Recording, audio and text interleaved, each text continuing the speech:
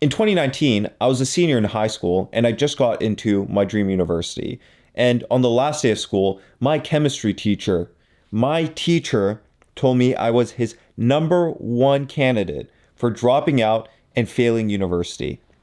And you know what? He was right. I did drop out. It's just that he thought I'd drop out because out of pure incompetence, but I ended up dropping out because out of misalignment. I remember being in one of my kinesiology classrooms and everybody was nose to the books and super excited just to study.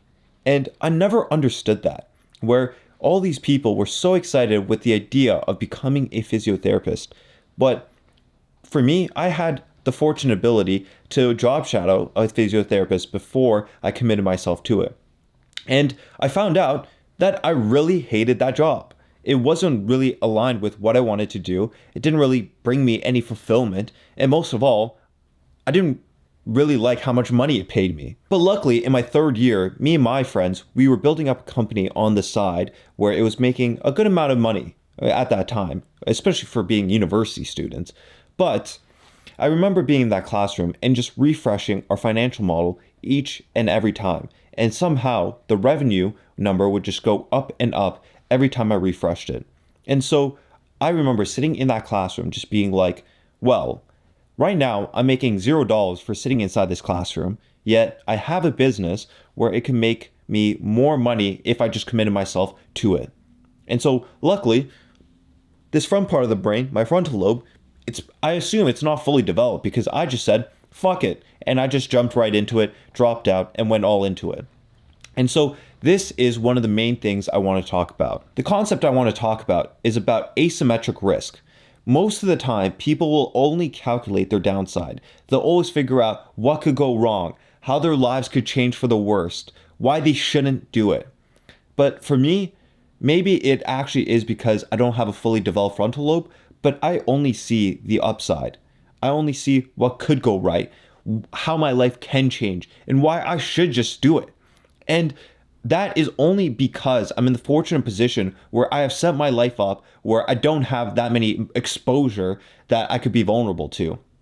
I mean, fuck, starting that business, I mean, there's not much I could miss out on. What, losing out on time?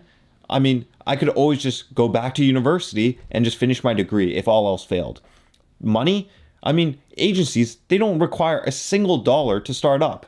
All I need is just manpower. And luckily, I have a lot of manpower.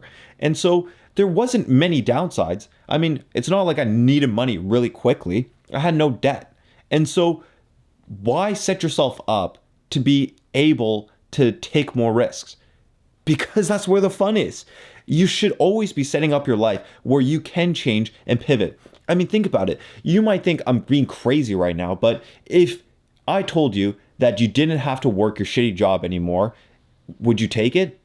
I mean, most people would because they don't like doing the job that they did, but they just can't because they need to make money. They need to make money so that they could go to nice restaurants. They could afford their nice car. They could go live in a nice apartment.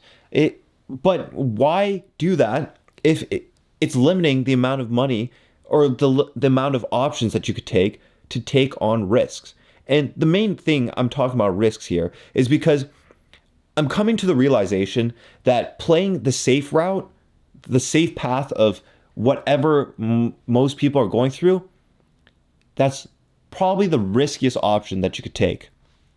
It's the riskiest option because naturally, if everybody else is doing it, there's just more competition. And the only way to actually stand out is just by doing more than the previous person. But if you're doing more than the previous person and that previous person figures out that you're trying to do more, they're going to do more than you. And so if you were to extrapolate your life in 50 years from now, I want you to genuinely see what your life could be. Do you like that?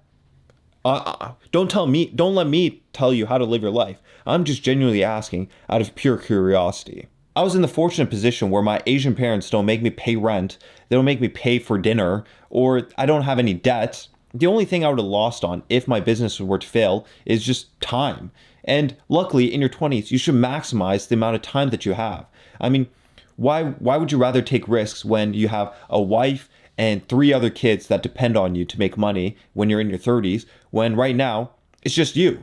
That's why you see so much degeneracy when you're in your 20s, because you have the option to be degenerate. So there wasn't that much to lose out on. But the difference is that most people struggle with the societal risk. A lot of people think, oh, what if my business fails? A lot of people subconsciously are going to think that I'm stupid. Well, no matter what you do, people are always going to think you're stupid. I mean, there are probably so many people watching this right now that still probably think I'm stupid.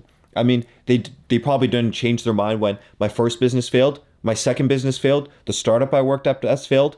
I mean, even now, they probably still don't believe what I do. And why let somebody else that doesn't even know your character judge you and have so much weight onto your subconscious? I mean, a lot of the times, people are always going to think you're stupid. No matter what you do, you're not going to change their mind. Like my chemistry teacher. If I went back to high school right now and I told him where I'm at, he's still going to think I'm stupid. So why give it any thought where I'm trying to like change their mind? Just live your life how you're supposed to be and set yourself up so you could take asymmetric risks. Think about it. Your downside is maybe just time, maybe just a loss of a little bit of money here, but your upside is 100x. If I invited you to play a gambling game where you can make $100 and each time you have to play is $2 and there's no amount of set hands and you have infinite bankroll, how many times would you play this game?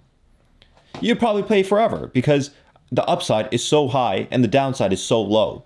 But that's what I'm trying to tell you, is that life is exactly like that, where you have so much high upside, but you aren't taking these risks because you're just only calculating what the downsides are without putting into the factor of what could happen. There's one saying that I always said, you'll never lose until you quit.